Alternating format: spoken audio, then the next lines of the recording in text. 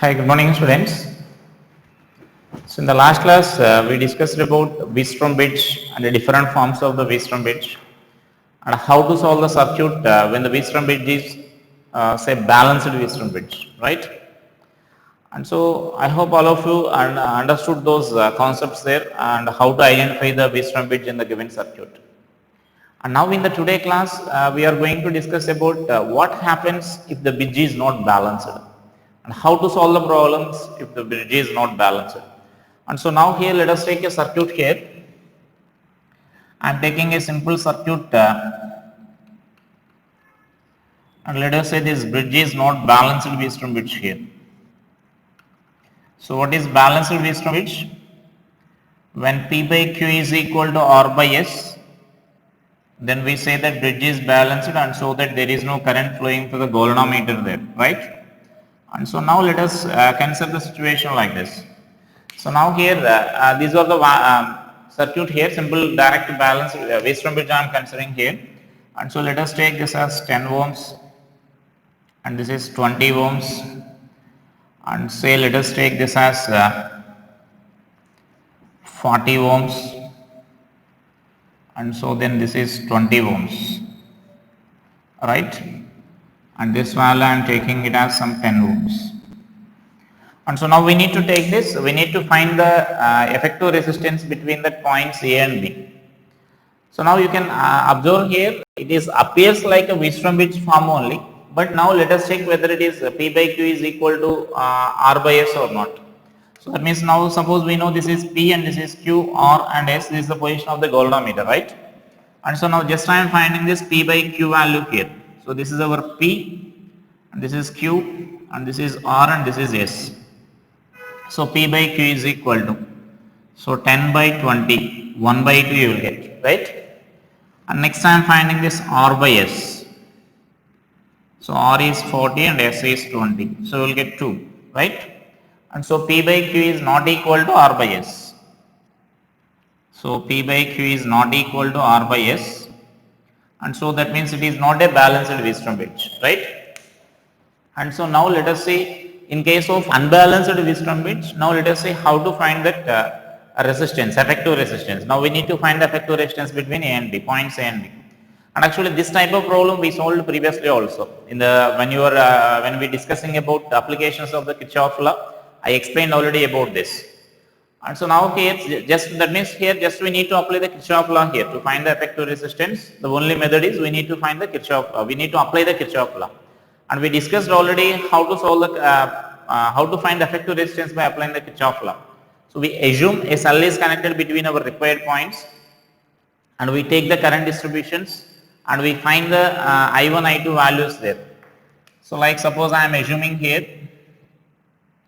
So let us consider, this is our assumption here, this is not given, so this I am representing with the dotted line. So that means I am assuming this. So this is the cell of EMF B is connected there, right? So I am assuming like this. And so now let us take current I is entering here. And this current is suppose say I1 and this current is, let us take this as I minus I1. So to reduce the number of variables, I am taking like I minus I1, the remaining current will flow like this. And here actually we don't know the direction of the current. So I am assuming like it is flowing in downward direction and so let it take it as I2. Then the remaining current flowing in this path will be I1 minus I2 will flow like this. And so now here similar that means directly I am applying the junction law at the junctions. So that means at this point I minus I1 is flowing like this and I2 is flowing like this. And so this current I can write as I minus I1 plus I2 we can write. So it is the current flowing through this total I2, IS, and so then this total I current will flow like this. So that will be the current distributions in that. And so now let us apply this Kirchhoff law here. And so for that I am taking some names here. So instead of this let us take this point as A. So this is A. B we are already using here. So similarly I am taking either this point or this point, we can take it as B. So I am taking this as B. So C and this is D let us take here, right? So only this part I am taking here. And so now here, now let us apply this by KVL, Kirchhoff voltage law for loop ACDA, right? That means for this loop we are applying here, and for this loop means, as I mentioned there, that we are applying in this clockwise sense. We are applying the Kirchhoff law in this clockwise sense. So just let us write here. So then I1 into, we are traveling in the direction of currents, so minus 10 I1. So then this is minus 10 I2, and here it is plus 40 into I minus I1, right? So this is equal to 0.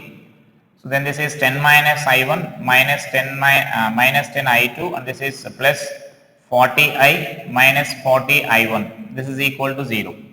And now you can simplify this, and so I can write this as here 10 I1 and this is 40 I1. So I am writing it as 50 I1 plus, I am writing all the I1 I2 terms on one side. So plus 10 I2 is equal to 40I, right?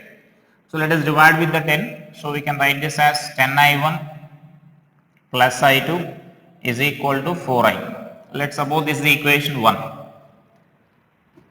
So right, and then next you can apply the Kirchhoff law for this another loop here. So for example, now I am taking this total outer loop I am taking here. You may consider either BCD loop also.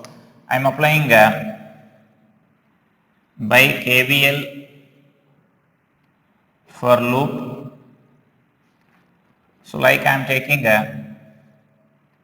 A, C, B. Next here this is DA. For the outer loop we are applying here. So that means for this loop we are applying, and so then I can write this as so now let us write the Kirchhoff law here. So I am writing here minus 10 I1, and this is minus 20 of I1 minus I2, and next we are traveling like this, plus 20 of I minus I1 plus I2. And next here, this is 40 and we are traveling opposite direction, opposite the current. So this is also plus only, plus 40 into I minus I1. So this is equal to 0. So let us simplify this. So here also directly I am dividing with the 10 here itself. So then this is I1 minus 2I1 plus 2I2, right? Plus 2I minus 2I1 plus 2I2 plus 4I minus 4I1 is equal to 0. And now you can simplify this equation. Now let us take the I1 values here. I1 means here the I1, 2I1, that means 3I1. This is plus 2, 5I2. So minus 5I1 minus 5I1. Next I2 terms. So let us take the I2 terms here. Now this is 2I2 plus 2, 4I2. So I1 last term is also there here, I1. So just a minute.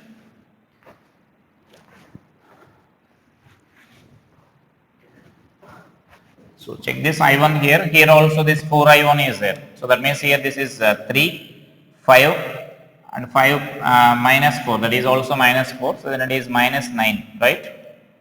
So minus 9 I1, next I2 terms, this is 2 and here this is 2 plus 4 I2, next I terms, plus here 2I and plus 6I. So 6I is equal to 0, and therefore this equation I can write this as so therefore this equation I am writing like 9 I1 minus 4 I2 is equal to 6I. This is equation 2, right? And now we need to solve this I1, and that means we need to solve equation 1 and equation 2 so that you will get I1 and I2 values in terms of I. So then finally we need to apply the Kirchhoff law again by including this cell here, imaginary cell, right? So that we discussed already, this procedure we discussed already in the Kirchhoff law applications. And so now this equation, that equation we need to solve there. So then I can write this as just I am multiplying this equation with the 4 and I am adding to that equation here. So that means equation 1 into 4 plus equation 2. So equation 1 is this one. So this is 20I1 plus 4I2 is equal to 16I. And now this equation we need to write here. This is 9I1 minus 4I2, 6I. And if you add these two equations, then it is 29I1 is equal to, this is 22I. Therefore, this I1 is equal to 22 by 29I. So this is our I1 value. By substituting this I1 value in these equations, either this equation 1 or equation 2, you can find this I2 values. So now I am substituting in this equation 1. So from 1 I2 is equal to 4I minus 5I1. Therefore, it is nothing but 4I minus 5I1 is nothing but 5 into 22 by 29I. So then simplify this.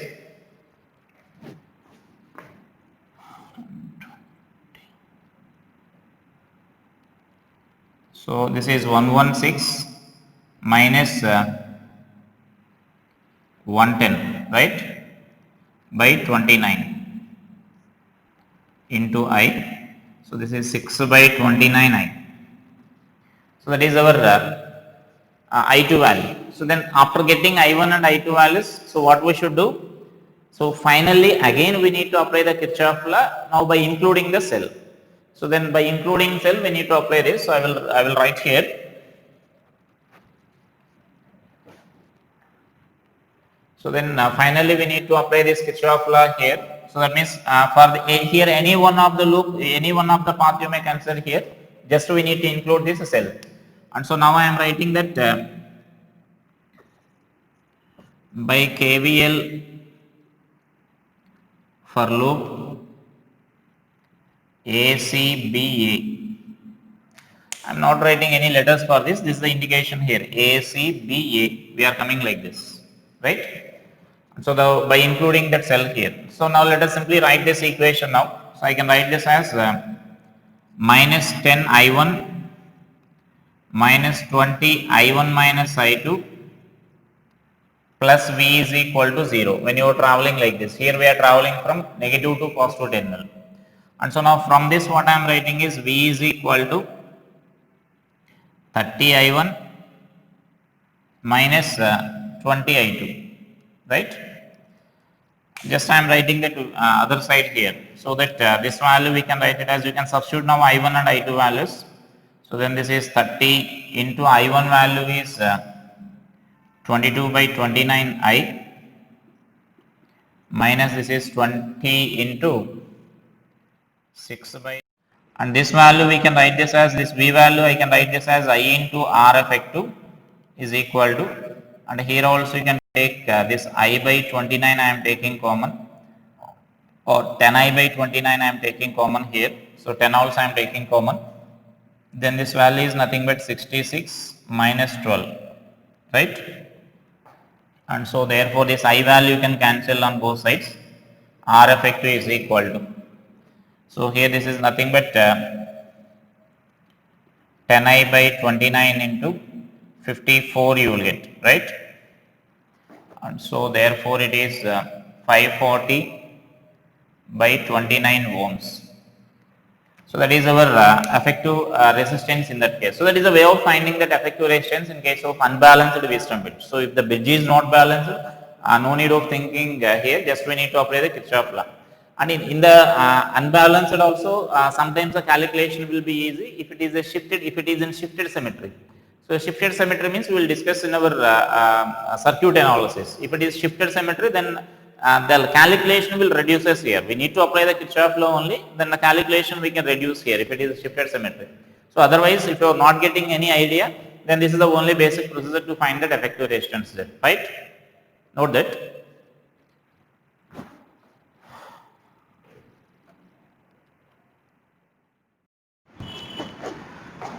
So next let us see about circuit analysis. Circuit analysis is nothing but some techniques we discuss here to solve the complicated circuits. So in the previously just we discussed about the series and parallel combination of the circuits.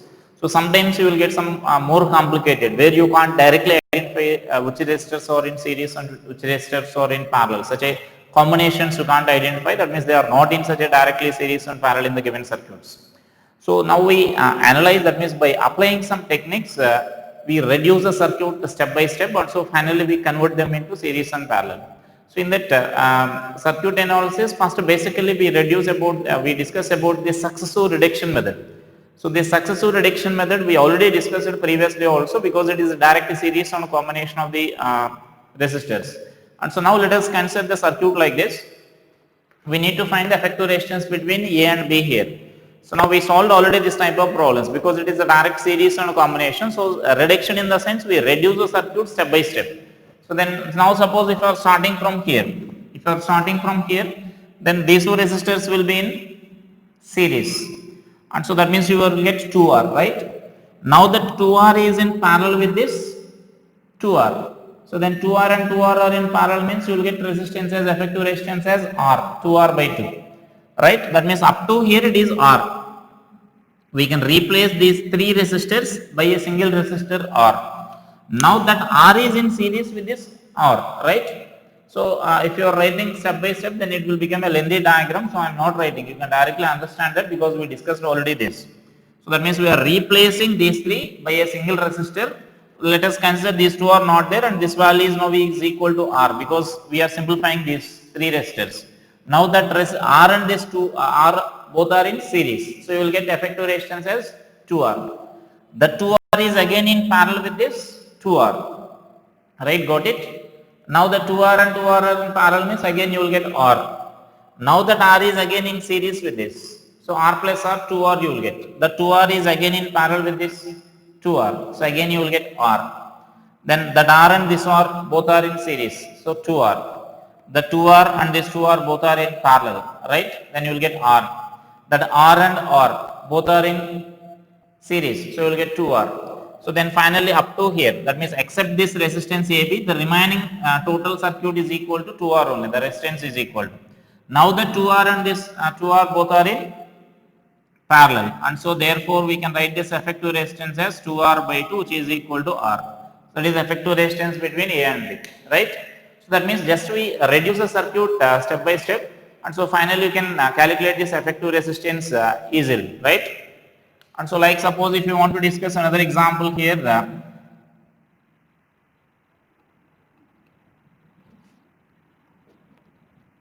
so I am taking an example like this.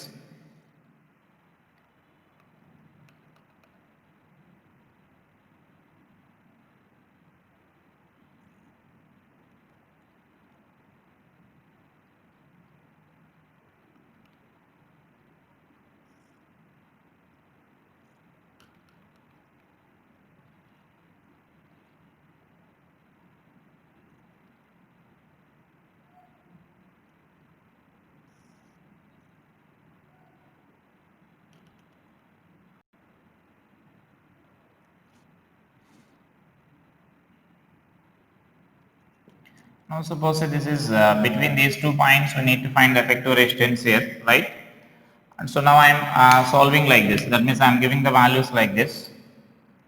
This is 8 ohms, 8 ohms, 4 ohms.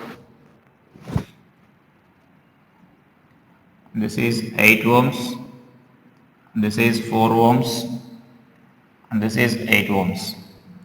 Now let us find the effective resistance between A and B, right? And so when you are finding effective resistance between that A and B, now we can observe this these two resistors first, right? Now these two resistors are in parallel. 8 ohms and 8 ohms are in parallel. Then you will get effective resistance as 4 ohms, right? And so that 4 ohms is in series with this 4 ohms. So 8 ohms you will get. That means up to here. Now this 3 resistors equivalent is 8 ohms. Now that 8 ohms is again in parallel with this 8 ohms, right? Then you will get 4 ohms. So that means up to here effective resistance is 4 ohms. that 4 ohms is in parallel series with this 4 ohms. So you will get 8 ohms. So here 8 ohms and this finally this another resistance 8 ohms is there. So then 8 by 2, so that R effective will be equal to 4 ohms we can write here.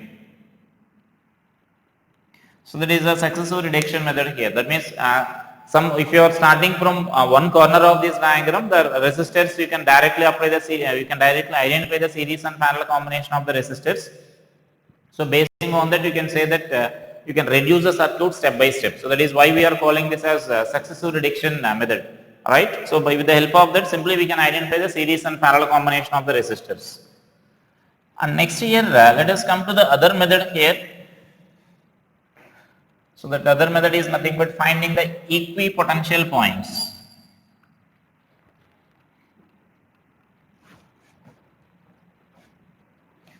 So this is the next method here, finding equipotential points.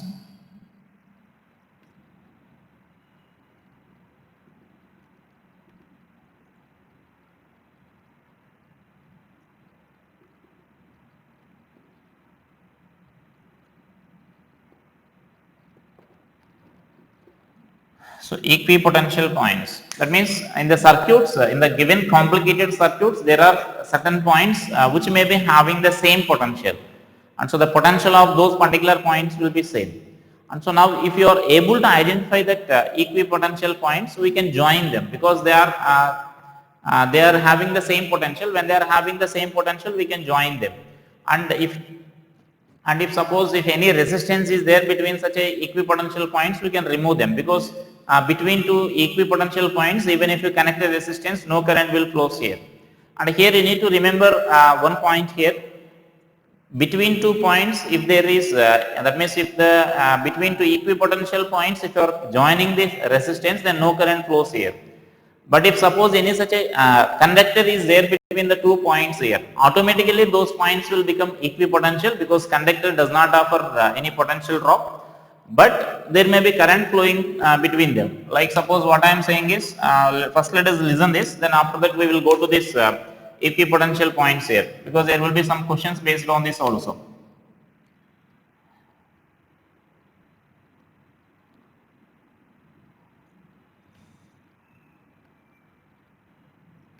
Here suppose this is a 4 ohms, 2 ohms, and this is 2 ohms and 4 ohms I am taking here. Now this is the point A and this is the point B, and between these 2 points a conducting wire is joined here, and let us apply like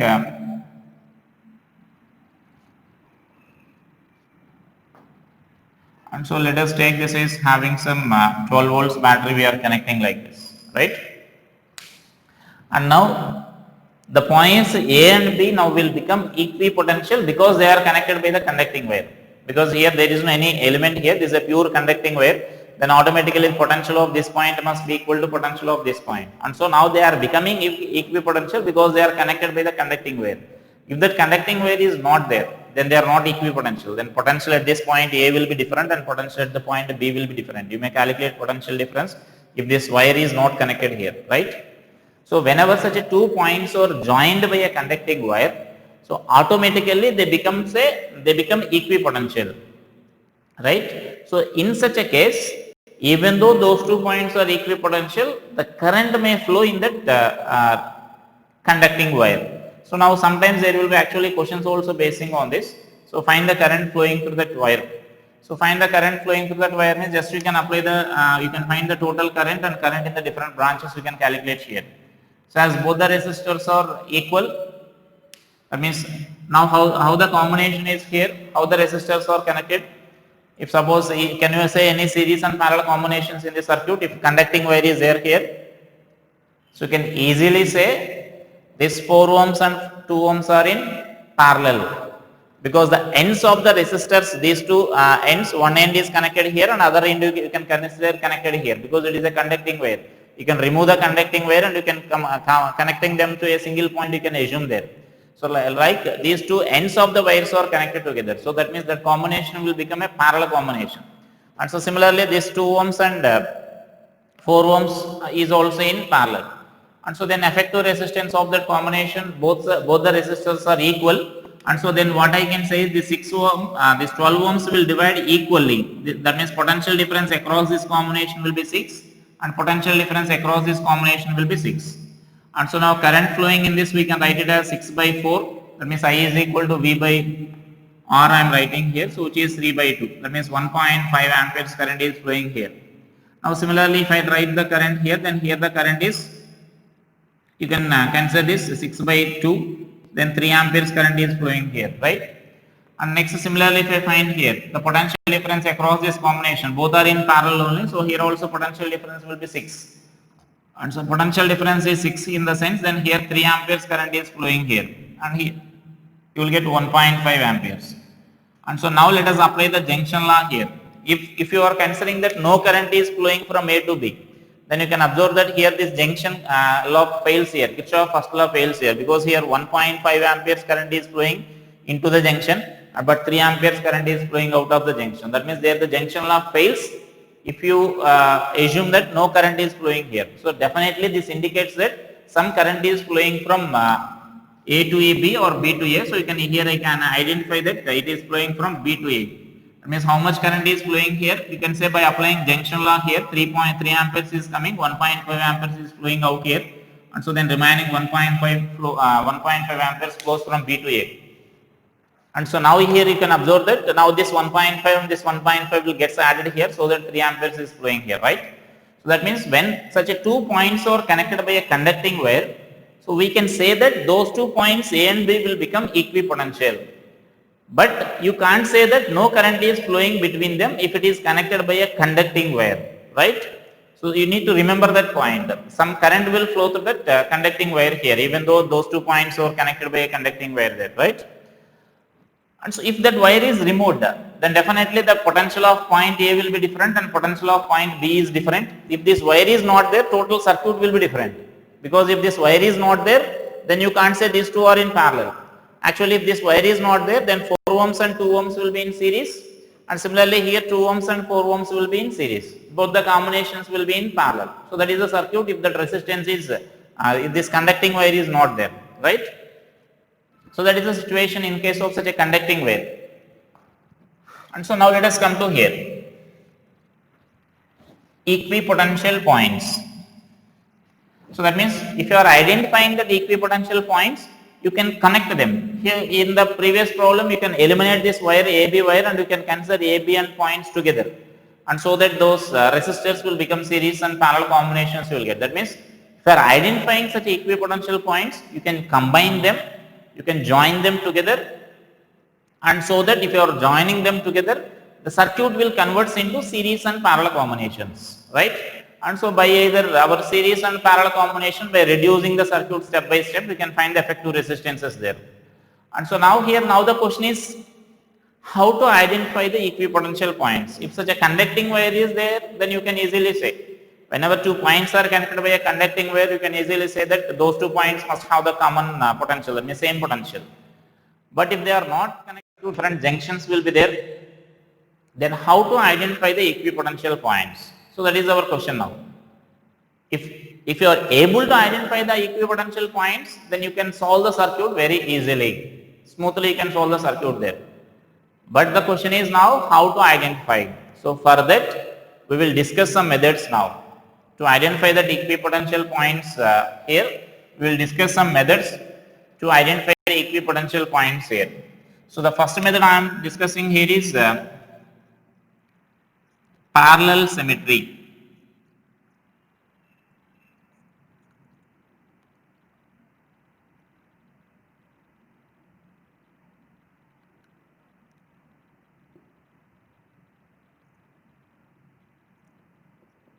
Right?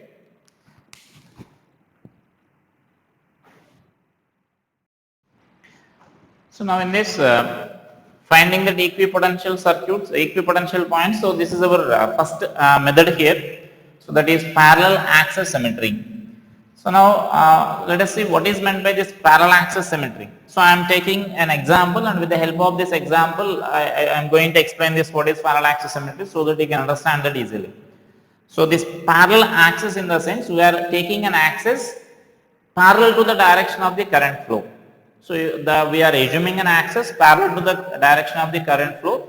About that axis, the given circuit must be symmetrical, right? And so now I am taking the circuit like this, and this is our N is one axis I am assuming here, and so current is flowing from this point A, and it is that means it is leaving that point B, right? That means it is leaving the circuit at this point B here. And here actually I am naming these numbers like R1, R2, R3 and so on up to R8. They are actually equal only, all are equal resistors only, which is equal to R. So then just I am giving the numbers to represent, to discuss about a particular resistance. I am giving some numbers here, right? And so now let us see how this circuit is symmetrical, how this circuit will become parallel symmetry here. And so now about this axis Mn, if you observe this, the circuit is same exactly above and below that axis, right? So whatever the circuit is there above the axis, same axis, circuit will be there below this axis also. And so then that is why it is called parallel axis, or I can say that this lower half is exactly the mirror image of the upper half, right? If you are placing a mirror here, then exactly the same circuit you will get the image here. So that image is nothing but it looks like this, and so that means it is a mirror image of the upper part there. And so now that is a parallel axis symmetry. Got it? We are taking an axis in the direction of the current. So if the circuit is same above and below the circuit, then it is said to be parallel axis. So here you should remember the values of the resistors must be same and the configuration should also be same. Like for example here the circuit is like this only, but here this is 10 ohms and here the resistance is 20 ohms. Can you call this as symmetrical circuit? No, because I said it is a mirror image. The lower half is the mirror image of the upper half. So mirror image means here if it is 10 ohms is there, then here also 10 ohms only will appear here in that image, right? If it is 10 ohms, the image can't be 20 ohms. So that means if the resistors are different here, so from that you can say that it is not symmetrical. Even though the diagram is like this, but the circuit is not symmetrical, you can conclude. So that also you should remember. Just by seeing the resistor, seeing the diagram, just don't conclude that the axis is, that means the circuit is symmetrical about that axis. You should observe the resistors values also. And now, if that I am taking the current directions also here, I am assuming some currents also here. So then this is say I1, I2 and this is I3 here, right? So now these currents are flowing like this. And now what we can conclude is, if it is a mirror image means the lower half we are saying it as a mirror image of the upper half. Then if I1 current is flowing here, then if it is a mirror image, then what we can conclude? Same I1 current should flow here also, because it is a mirror image of the lower half we are saying, right? Got it? Therefore, we can say that this I1 and I2 values are equal if it is symmetrical about that. Got it? So that is the point what we can conclude. First point what we can conclude by observing the symmetry, because it is a mirror image here. So current should also be mirror image only. Here if 2 amperes current is flowing, here it can't be 4 amperes, right? Because we are saying the lower half is a mirror image of this upper half. So here if it is 2 amperes is flowing, then same 2 amperes should flow here also. That means from that what we can conclude is, so that means here I1 is equal to I2 we can conclude here. So if I1 is equal to I2, then what we can conclude? What is our importance of this I1 is equal to I2 here? Then I can say that point D and point E will be at same potential. How to say? If currents are equal, then how to say? Because here potential difference between A and D, if I write, the potential difference between A and D, if I write, VA minus VD is equal to I1 into R. Because this R1 means that is nothing but R only, right? Similarly, I am writing this potential difference between A and E. This value is equal to I to R. Right? Potential difference between these 2 points. Now we are concluding that because it is a mirror image, so this I1 and I2 values must be same. So when I1 and I2 values are same, then you can conclude that these two values are same only. That means VA minus VD is equal to VA minus VE, right? So from that you can conclude that point V is equal to point, that means potential at the point D is equal to potential at the point E, right? That means these 2 points are having same potential, you can conclude that. If those 2 points are same potential, then what I am saying, you can join them to a single point. If you are, that is the advantage of identifying these equipotential points here in a complicated circuits. So if you are able to identify the equipotential points, you can join them to a single point. That means if 2 or more points are having same potential, you can combine them. You can make it as a single point. Like we are tying all the resistors connecting at that points or together. And so then circuit we can reduce it into series and parallel combinations, right? So just to mention that about here, parallel access symmetry, and in that first finding the equipotential points, there itself mention some information there. In complicated circuits, in complicated circuits, there are certain points, there are certain points having same potential, having same potential, which are called equipotential points, which are called equipotential points.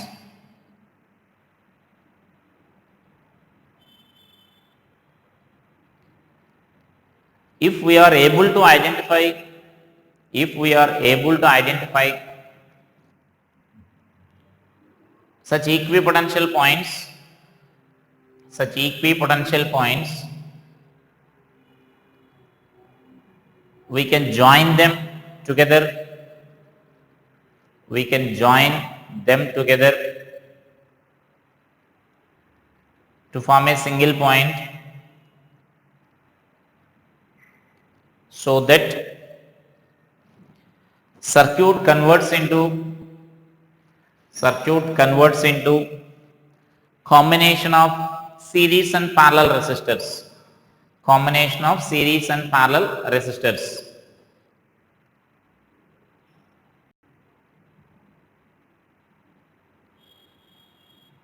Now there are different methods, there are different methods to identify the equipotential points, equipotential points.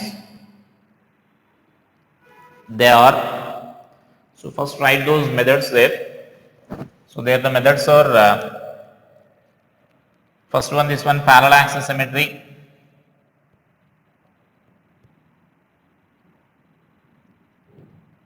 parallel access symmetry. The second one is perpendicular access symmetry, perpendicular access symmetry, or in some books it will be given as asymmetry also, perpendicular access asymmetry, and I will explain what's the difference there. And next here, the next one is we can say this shifted symmetry,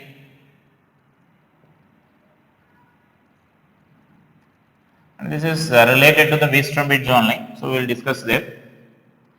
And the next one is path symmetry.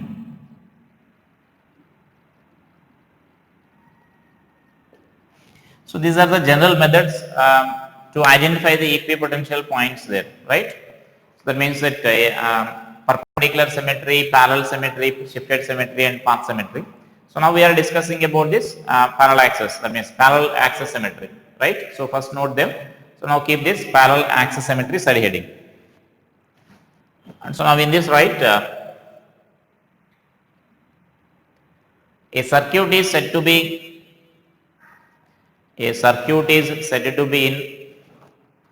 parallel access symmetry. A circuit is said to be in parallel access symmetry if it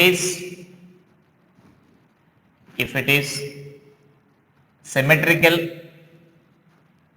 symmetrical about an axis, about an axis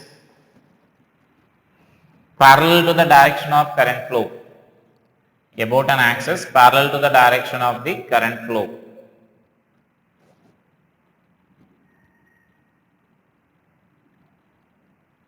Consider the circuit shown below. Consider the circuit shown below, such that all the resistors are identical, having resistance R each. All the resistors are identical, having resistance R each.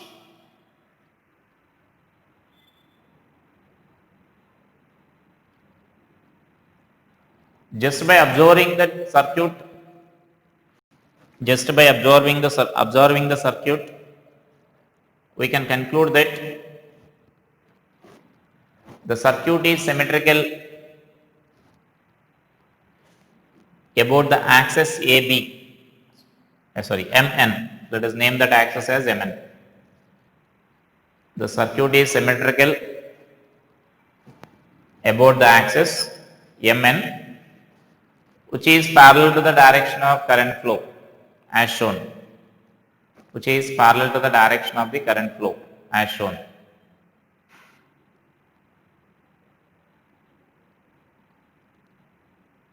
That is, the given circuit that is the upper half of the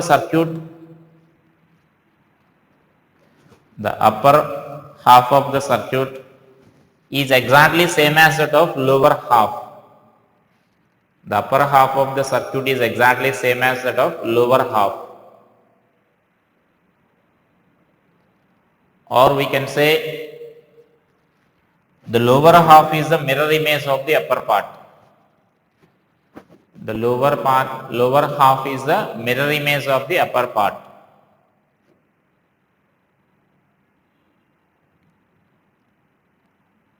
Therefore, current flowing through the, let us name this as R3. Current flowing through the R1 and R2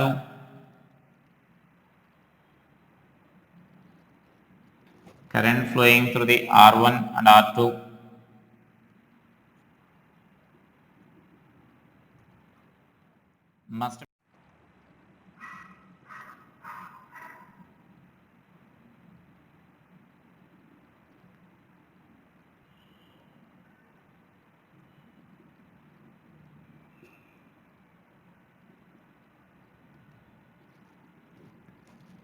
Similarly, we can also conclude that current flowing through the, write these combinations like this: R3, R4, R5, R6, R7, R8 should also be same.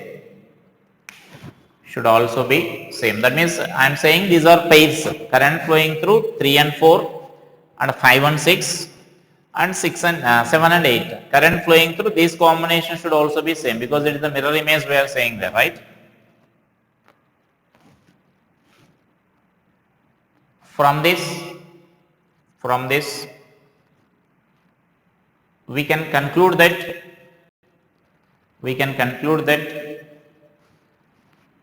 the potential of the point D and E must be same. The potential of point D and E must be same. Therefore, we can join them together. That is, I mentioned here, I explained here. So directly I am saying that point now, they are equal. Therefore, we can join them together. The resulting circuit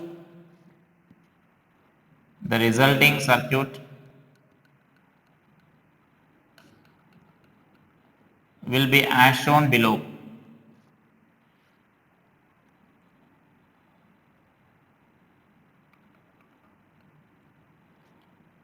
So that means we are joining the points D and E, means we can also say that we are folding the circuit about the symmetrical axis. If you fold the circuit about the symmetrical axis, that means this is our point A, this is a point B, and this is our point C, and here we are combining D comma E. So both the points will be together, will be there. And now see, that means just we are folding the circuit like this.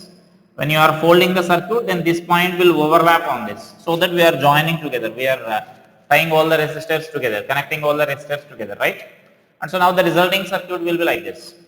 Now the effective resistance, that means these two are now, if you join these 2 points here, now we can observe here the resistors, some of the resistors will become parallel, right? So that means I can say that R1 and R2 will become parallel, because already one end is connected here. Now we are connecting other end here. So that these two resistors will be in parallel. I am taking this resistance as R by 2. Next here, if we join these 2 points, this resistance also will become, 3 and 4 also will become parallel. And so then their effective is also R by 2. And next, these two resistors also will become parallel. If we join this, already one end is connected here. Now we are joining the other end here. And so those resistors, that combination also becomes parallel. So then this is also R by 2. Then remaining this R and this R will be there like this. So that will be the resulting circuit. So now we can observe this, how we are reducing the circuits.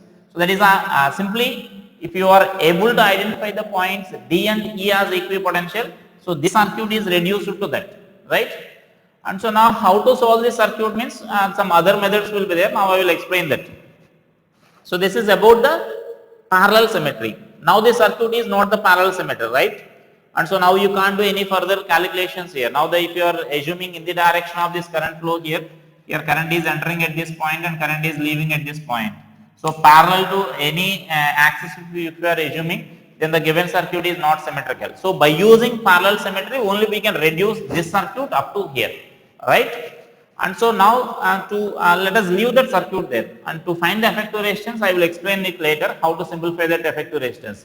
Just by using parallel symmetry, this circuit we can reduce up to there, right?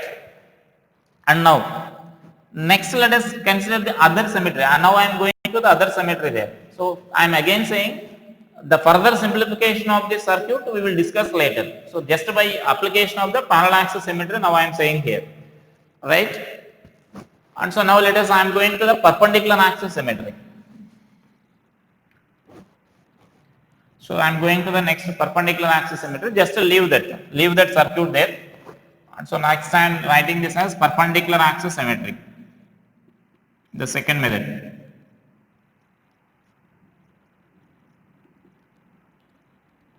So perpendicular axis symmetry, right?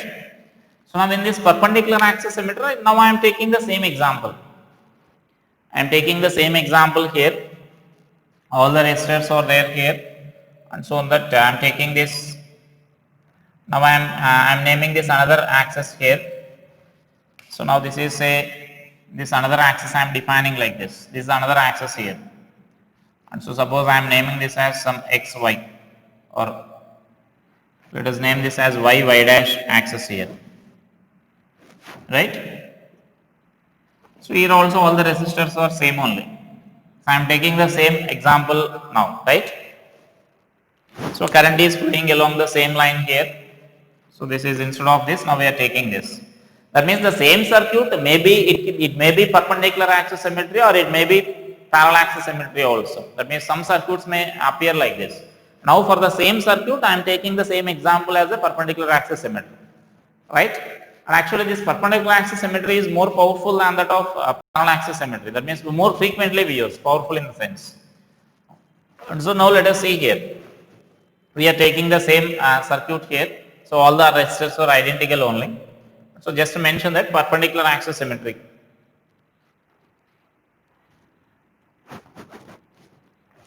Perpendicular axis symmetry means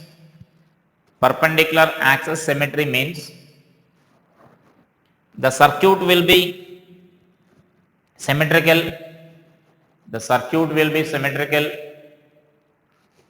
about an axis, about an axis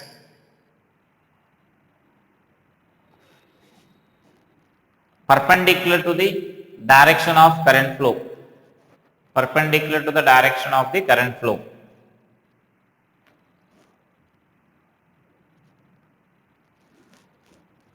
Here means now it is symmetrical about that point.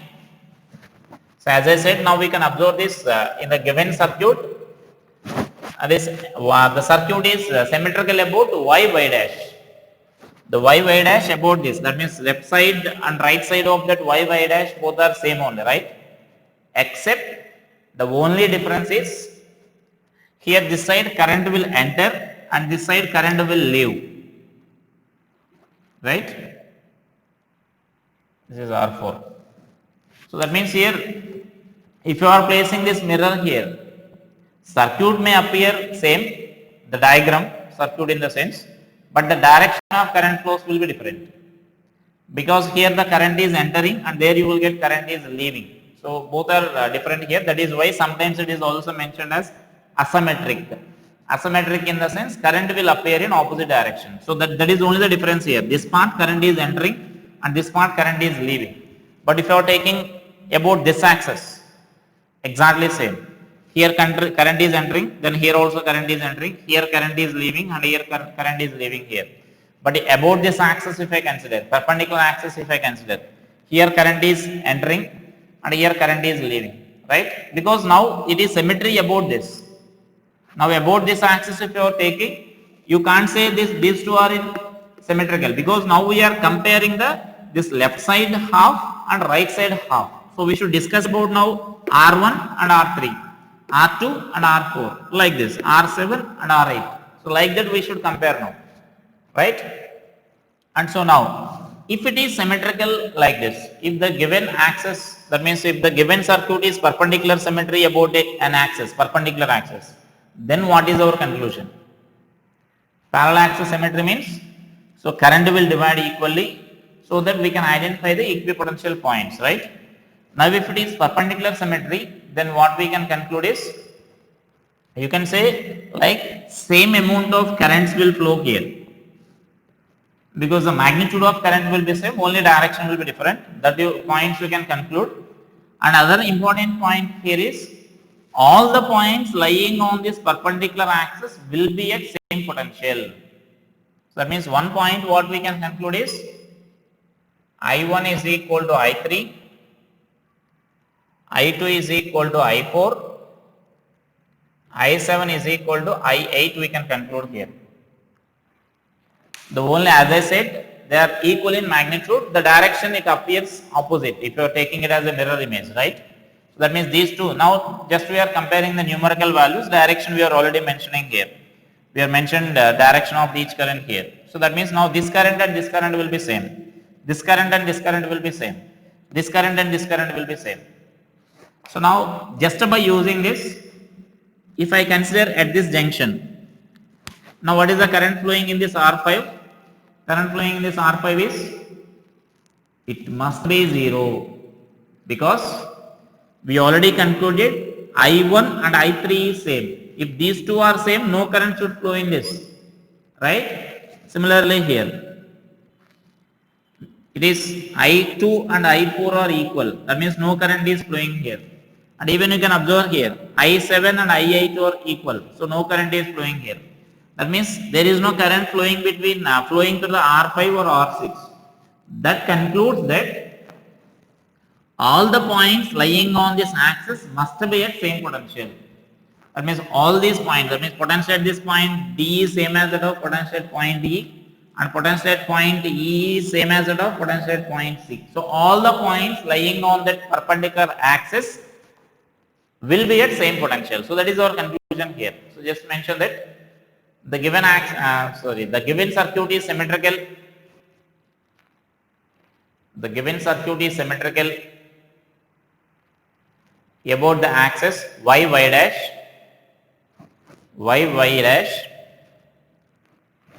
except the direction of current flow, except the direction of current flow, because left side of the axis, left side of the axis, current is entering the circuit, and right side it is leaving the circuit, right side it is leaving the circuit. Therefore we can write I1 is equal to I3, I2 is equal to I4, I7 is equal to I8. From this we can also conclude that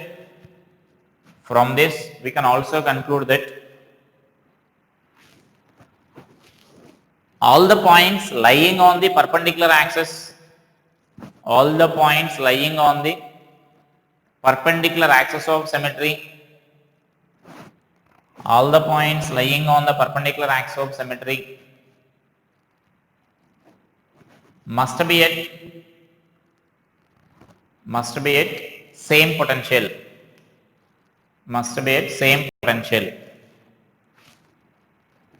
that is, and so must be at same potential, and so no current flows through the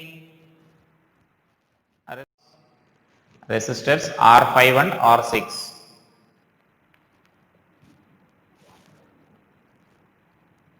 Therefore we can remove them,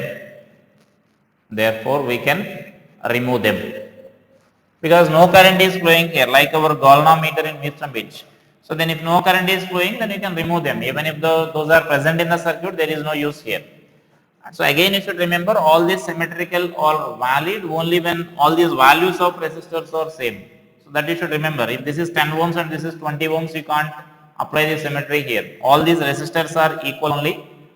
All are just to say, discuss about each resistor, we are giving these numbers, right? So then that is the important point now we should note here. In case of perpendicular axis symmetry, all the points lying on the axis of symmetry will be at same potential. So now we can reduce the circuit easily now, right? So that means now I am removing that resistors. If once that resistors are removed, then you can solve the circuit easily.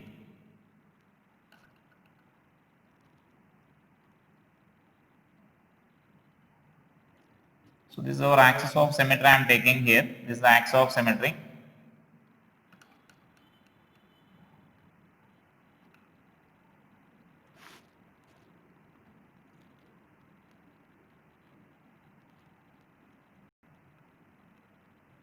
Right? Now this is a circuit here. This is point A and this is point B, and I am representing R here, resistors. So now once if you remove that, now observe this, how the circuit is and how it is simple now. So directly you can observe the series and parallel combinations there, right? So that means these two are in series, these two are in series, and these two are in series, all of them are in parallel. Or you can also say, you can combine them together. That means I can also mention this as series.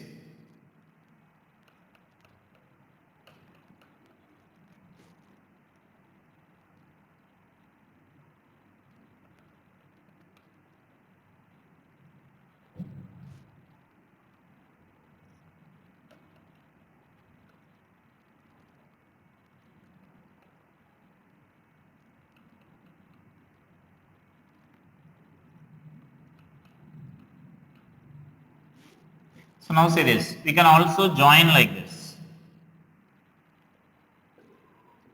Why? Because we discussed that all the points lying on that axis are at same potential. That means now these points will indicate we are joining here C, D, E. Those 3 points are connected together, because all those are equipotential points. So when they are equipotential, you can join them. And so that means either you can solve directly like this, or you can say directly like this, right? And so now in both the cases, you can observe that you will get the same effective resistance only. This is R by 3 you will get, and R by 3. So 2R by 3 will get.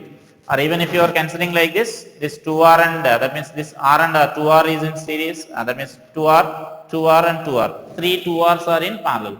Therefore, I can solve this R effective as, so R effective as 2R by 3 we can write, right? So that is the effective resistance of this circuit here. So that is the advantage of this perpendicular axis symmetry. So then just by using this perpendicular axis symmetry, you can solve even complicated circuits also. Even circuit may appear more complicated than this. You can solve it easily. All the points lying on the perpendicular axis of symmetry or equipotential, so you can join them. If you are joining them, then you will get like this. Got it? Perpendicular axis symmetry means. Now this is nothing but our previously we left the circuit like this. In the previous parallel axis symmetry, just now we discussed it here up to here, right? And we left the circuit here. I explained only up to here, and I said I will explain this effective resistance calculation later, right? Now we can observe this. But now for this circuit, now we can still apply the perpendicular axis symmetry, because for this perpendicular axis, left side and right side it is same. So all the points are at equipotential, so we can eliminate this, right? So then this is R by 2 and R by 2. R you will get, and R and 2R both are in parallel. So R and 2R are parallel means R into 2R by R plus 2R. So we will get effective resistance as 2R by 3, so which is nothing but this only. So either you can approach like this, or if you are applying the parallel axis symmetry first, then after that you need to apply the perpendicular axis symmetry here. So you can solve the circuit easily here, right? So that is perpendicular axis symmetry here. And here actually I will say one more technique also here in this circuits, and that doesn't come under either parallel axis or perpendicular axis. I will say now one technique. With the help of that technique, you can solve more complicated circuits also very easily. Simply you can solve that circuits. So simply remember that concept is nothing but this is current is entering here and that current is leaving here. When the junctions, that means where the current is entering and leaving, are identical. When the junctions where the current is entering and leaving are identical, then same amount of current will flow through the identical paths. Same amount of current is flowing through the identical paths means, here if I consider this I1 as a current here, right? Then this side also, that means now here both are identical, A and B are identical, because here 3 resistors are joining here and here also 3 resistors are joining. And so now next here, identical in the sense, now this is I1 is flowing here, then same I1 will flow here. That means this side also I1 should come, and this side also I2 should come here, and this side that I3 will, whatever I7 we are assuming here, that I7 should come here, right? That current entering and leaving must be same in the identical paths. So that means now this is identical to this one. So that is here if it is I1, then this is also I1. That is nothing but what we are getting the conclusion here. But this is applicable for all, even though circuit is not perpendicular symmetry. But if it is junctions or like this, you can apply this point here. If this is I1, I can take this as I1. If this is I2, then this is I2. And if this is I7 and this is also I7, identical path. That means now this and this was identical here. So then whatever the current is flowing here, the same amount of current is flowing here, right? And so that here at this junction you can conclude that there is no division of current, because here same current is flowing here. There is no division of current means you can remove that junction there. If you remove that junction, and similarly here also there is no division of current, you can remove that resistor. Then that means this I5, R5 and R6 you can eliminate there. Then circuit will be converted into like this, so that you can solve like this also. That means without applying that perpendicular or parallel axis also, current, that means the junction where the current is entering and the junction where the current is leaving are identical, then identical equal amount of current flows through the identical paths. And in the circuits I will explain some problems, then you will get more clarity about this.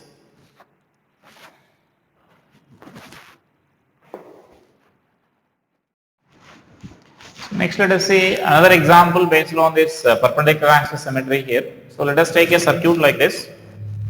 And so this is a given circuit here, and all the resistors are we need to find the effective resistance between this A and B. That means say current is flowing from A to B. And so then again I am taking an axis like this, axis y dash. So here observe this, on this y dash all the junctions are not there. Now this y dash will cut this resistor and it also cut this resistor. In the previous it is passing through the points there, right? And so now it is cutting this resistor here. So then in such a case, that means first of all it is clear, that means right side, left side and right side of this axis, the circuit is same, right? And so now it is perpendicular to the direction of the current flow. That means we can apply the perpendicular axis symmetry. So now in perpendicular axis symmetry, the basic point what we discussed is all the points lying on that line will be at same potential, right? And so now I am dividing that circuit into two parts. This left and right parts I am dividing here. And so when we divide this resistance, as this axis is passing through this resistor, so then resistor also we need to divide into two equal parts. That means R by 2 and R by 2, and here also R by 2 and R by 2. That means this resistor is reducing to half and this resistor is also reducing to half. And so now here we need to, that means now this is R by 2 and R by 2. That means we are taking this circuit as the two parts, right?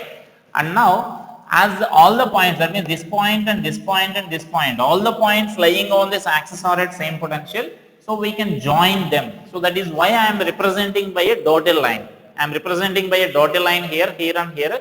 That indicates that this end can be connected here and this end can be connected here because they are equipotential.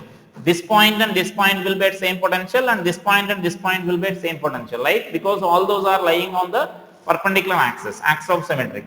And so then we can join them, that I am representing with the dotted line here. So next let us consider these two are joined together. Then these two resistors will become parallel. So then this is R and R by 2. So you will get R by 3. Both are in parallel, means R1 R2 by R1 plus R2 formula. So then this is R by 3 you will get, and similarly this is R by 3 you will get here, and the same you will get this right side part also. That means these two will be in parallel, and so you will get R by 3, and these two will be in parallel, you will get R by 3, right?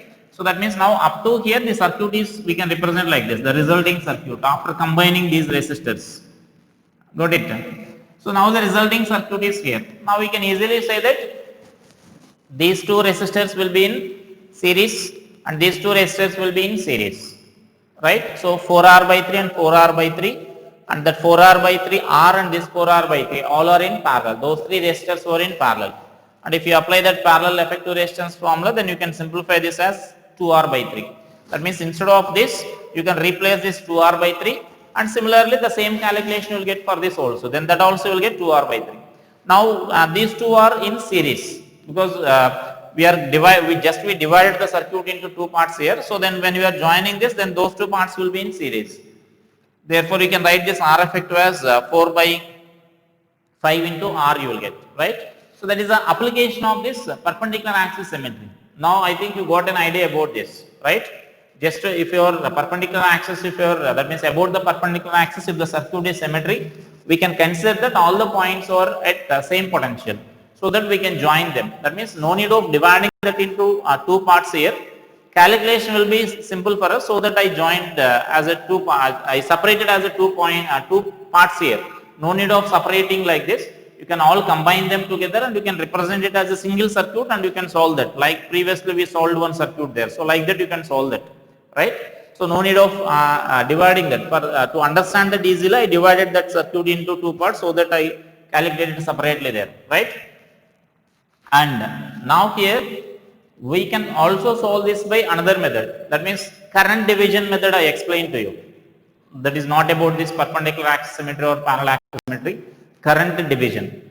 So the current division means when the current is, that means when the circuit is symmetrical at the junction where the current is entering and at the junction where the current is leaving, along the identical path, same amount of current will flow through them. Now I will explain by that method. Let us see this. Now I am going to that method here. Let us check. You will get the same answer here. So here we are getting this 4R by 5.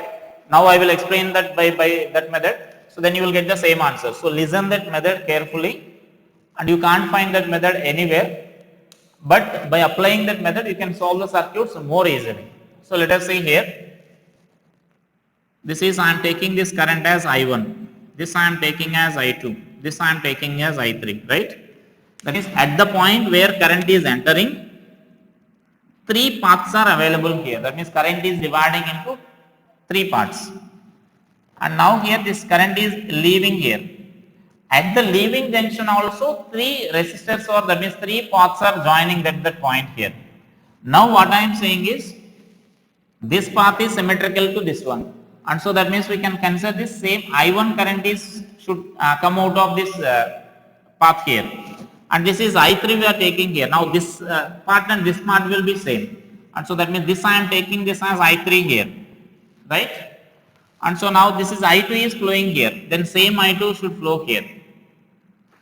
Got it? Here I2 is flowing, then similar resistance is there here, so same I2 should flow here. Now observe this current distribution. If you observe this current distribution, just here if I consider this junction, I2 is flowing here and same I2 is flowing here. From that, what we can conclude is there is no division of current at this junction. Is it clear? Current is not dividing. That means no current is flowing from this resistor or from this resistor to this path, or from this resistor and or from this resistor to this path. Got it? Whatever the resistance is, current is there here, same amount of current is flowing here. Then what we can do is, if you are identifying that, then what we can do is simply see this. I can remove this connection here. That means I can connect like this. Just I am removing the connection at the junction. Then it doesn't affect the circuit, right? Even if this connection is there, even if that connection is not there, same amount of current is flowing here. Here if it is I2, then here also current will be I2, right? And so now here, now once it remove the circuit, now see this, how simple this circuit is, right? Circuit is now directly converted into series and parallel combinations. So now these two resistors will be in series. You will get 2R. The 2R is in parallel with this R. So 2R and R are in parallel means then 2R by 3 you will get, right? And here also same. So 2R by 3, and that means that 2R by 3 is in series with this R and R. So is plus 2R. This is 2R by 3, R and R, 2R. So then you will get like 6, 8R by 3. So this part is 8R by 3 and this part is also 8R by 3 and this is 2R. First I am simplifying this 8R by 3 and this lower 8R by 3. Both are identical, so I can write this as 4R by 3, right? Is it clear what I am saying? This is 8R by 3, this is 8R by 3. First I am simplifying only this part, upper part and lower part. So 8R by 3 and 8R by 3 in parallel means you will get 4R by 3. That 4R by 3 is in parallel with this middle, that means 2R. So that means 4R by 3 into 2R by 4R by 3 plus 2R. Now simplify this, 8R by 3 by this is 6 plus 4, 10R by 3. So sorry, this is R square you will get here. And so then this is nothing but 8 by 10 R, which is nothing but 4 by 5 R you can write. You can observe this, exactly the same value we are getting, right? So that means now instead of this resolving like this, that means we dividing or joining all those points, you can just eliminate this junction here. If once that junction is eliminated, now we can observe that how simple that circuit is, right? So you can also solve like this. Remember this technique. In many problems I will explain by this technique only. So that means when the junctions are identical, same amount of current should flow through the identical paths here.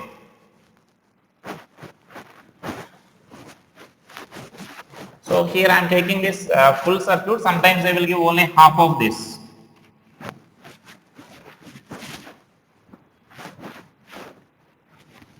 So I will give some more circuits there, then solve those circuits, find the effective resistance of those parts.